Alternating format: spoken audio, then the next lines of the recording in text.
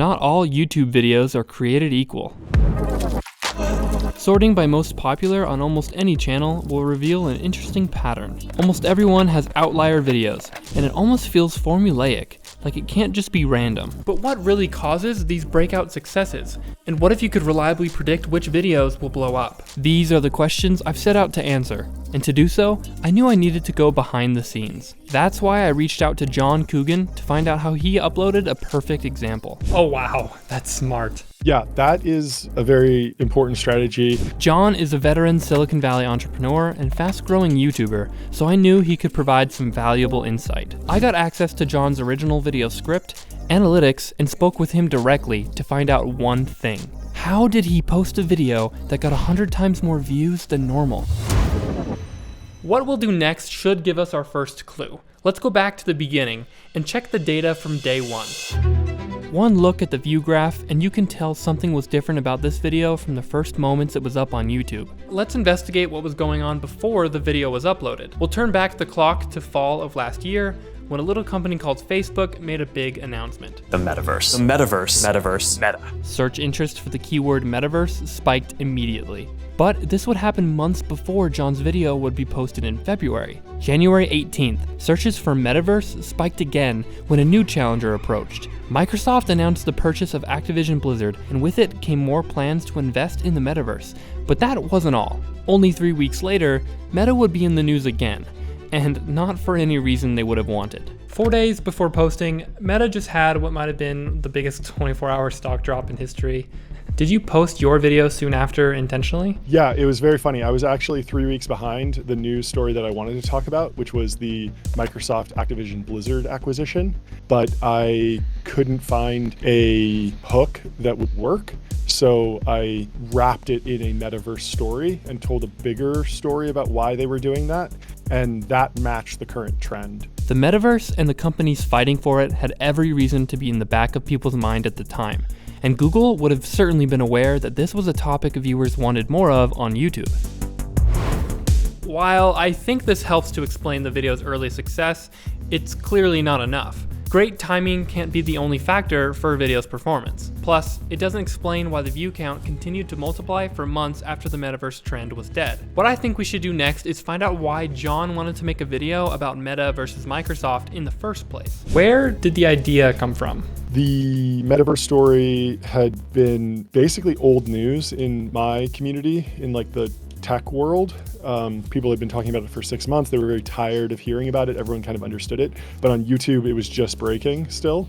It was just becoming popular because Zuck was doing the press campaign around the rebrand of the company. And the rebrand of the company had just happened when that video dropped. So it was perfect timing. And there were tons and tons of people, millions of people that wanted to know, what is this thing and what's going on? When most others focused on news directly surrounding Meta and Mark Zuckerberg, John looked around at other trends in the technology space, specifically Microsoft's new metaverse strategies, and decided to create a single video that covered both topics at once. And there were also a lot of people that wanted it to fail, so a story about a company that they might like more, Xbox or Microsoft, there's a lot of Microsoft fanboys, Windows fanboys. They were, ready to hear like a counter narrative, whereas a lot of the narratives were just kind of like, this is what Zuck's planning, who knows? Or it was kind of vague, like this is bad for vague reasons, when I focused more on like the business opportunity. This was an extremely smart move.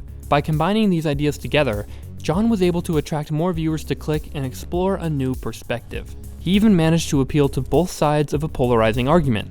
To say that the metaverse announcement was divisive would be an understatement. Many were excited at the prospect of a new, more connected and immersive era of technology, while many others outright rejected the idea that a single company like Facebook should get to control the future of the internet. Regardless of where a viewer stands, whether they are the metaverse's most adamant supporter or its harshest critic, by introducing Microsoft as a direct threat to the future of Meta, viewers almost can't help but be curious and click on the video to find out more.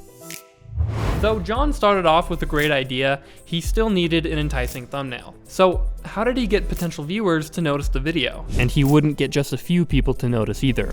Going back to the data from day one, 12 to 16% of people who saw it recommended to them clicked. For context, that's about double the click-through rate John normally sees on a new video. Why do you think so many people clicked on this video when you first posted it? I had done 2 videos about the metaverse before it became a mega trend and Facebook rebranded, and those videos had done pretty well, so I had a decent amount of my audience, and I was going to get impressions with people that were interested in this, whereas maybe someone who's talking about like credit cards all of a sudden and just jumps on this because it's a trend, their audience isn't going to be super likely to click on it, but my audience was like primed to click on it, so it was exactly what they wanted to see at the perfect time. This helps explain the strong start, but there's more to this story. By 2 weeks in, the click-through rate had dropped to about 4%, which might sound low at first until you see the impressions graph. In only 14 days, this video had been shown to viewers browsing YouTube a whopping 40 million times. With impressions at this scale, a lesser video would have quickly seen the click-through rate plunge to near 0. After this point though, John's video continued to climb, and the click-through rate held strong. Next, I wanted to find out what made the thumbnail so special. You can see the similarities with fighting games, and thanks to them and pop culture at large, the trope has become instantly recognizable. The thumbnail analysis tool CreatorML even shows an attention heat map that highlights the points of interest on their faces and logos. The style was a perfect fit for John's video. At a glance, the concept is clear. Mark Zuckerberg and Bill Gates are fighting, and Mark is losing. Fundamentally, a story is about an emotional transformation. The plot is what happens, like the facts of the case, and the fact might be that Microsoft acquired Activision, but the story is about the emotional change from going from someone who, in Zuck's case, has this vision for VR. He acquires Oculus 10 years earlier. He's had this vision for years, and now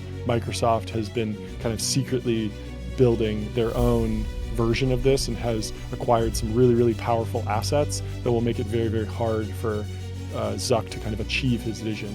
So that emotional transformation, that story comes through just in the title and thumbnail. And that's what's really, really powerful because that resonates with people. Thumbnails, though, are only half the battle. How did the title help convince viewers to actually click? 5 words, 9 syllables. The beauty of this title is its balance. Just like the thumbnail, the title is structured to represent a fight between Microsoft and Mark Zuckerberg. Also, its emotional impact can't be understated. There's something about it that clearly incited the emotions of millions of people. When you guys were coming up with titles, did you know right away that this would be the one? Everyone who was working on the video was very excited about that title. It's just extremely dense. It's like 2 or 3 really key buzzwords. Zuck, Microsoft, Metaverse. These are all keywords that every person knows about and has an opinion on. And then killed is a very aggressive, emotional action verb. And then just is a modifier that gives it a lot of urgency. You have to click this video now because this just happened. It's breaking news. Even though it still is getting like 1 million views a month, like months and months later, people don't really care about the timestamp. They still want to know, wait, what just happened? And you'll see if you look at the videos that do well on Graham Stephan's channel, he's always using just. This just happened. The Fed just raised rates. The Fed just crashed the economy. The biggest wealth transfer just happened. So that there's a sense of urgency. You can't save this video for later. You can't come back to this. You can't get this information elsewhere. It has to happen right now. So that's really, really key. All of these elements came together to create something that was highly intriguing. But there's much more to this success story. Obviously, click-through rate isn't everything on YouTube. Viewers had to actually enjoy watching it. Immediately, it starts off strong. John knew that it would be difficult to hold viewers in the first 10 seconds of a video, so he had to act fast. He decided to open with something that would surprise viewers and make them even more curious. Microsoft is about to kill Zuckerberg's metaverse before it even launches, and they won't even need to build a VR headset to do it. He reinforces the concept that got viewers to click on the video in the first place and shows them that it will address their curiosity. But then he takes it a step further, introducing an unexpected twist that adds additional curiosity. He goes on to acknowledge how crazy this claim may sound, adds more context, and introduces the format of the video. There are 3 key reasons why Microsoft will beat Zuckerberg in the war for the metaverse. So let's go through them one at a time. Now, this is where it gets interesting, because I noticed John do something clever. He presents the rest of the video as a list. However, At no point in the video is the list structure referenced again. I'll always tell the viewer what's going to happen in the video, but I don't give them the takeaways up front. They have to watch the video to understand all the takeaways. So there's 3 key reasons why Microsoft will beat Zuckerberg. Let's go through them one at a time, and then I just start with number 1, and I don't tell you what number 3 is until the end. Now, his script structure wasn't the only thing that was carefully crafted. With about a 12-minute runtime, I counted over 200 cuts. Wow. That's about a cut every 3 seconds, which sounds fast, yet it somehow didn't feel rushed. How do you think the editing process helped this video succeed? Yeah, I mean, definitely a blend of footage is great. There's a lot of channels that do just voiceover, and I like the fact that I have my A-roll in there, although I got a lot of comments on this video specifically saying that like the people didn't realize that my A-roll was actually me talking. They thought it was just B-roll that was synced up somehow with the voiceover because there's so little of it. So I think injecting a little bit more of my A-roll is important to show like, hey, I'm a real person and I'm walking you through this, and the B-roll is just in support of that. But this was a really easy video to edit, and it was very visually intriguing because we're talking about metaverse stuff, and every metaverse company is worth hundreds of billions of dollars and pays, you know, tons and tons of money to create really high fidelity 3D graphics and renders and cinematic footage to promote their products.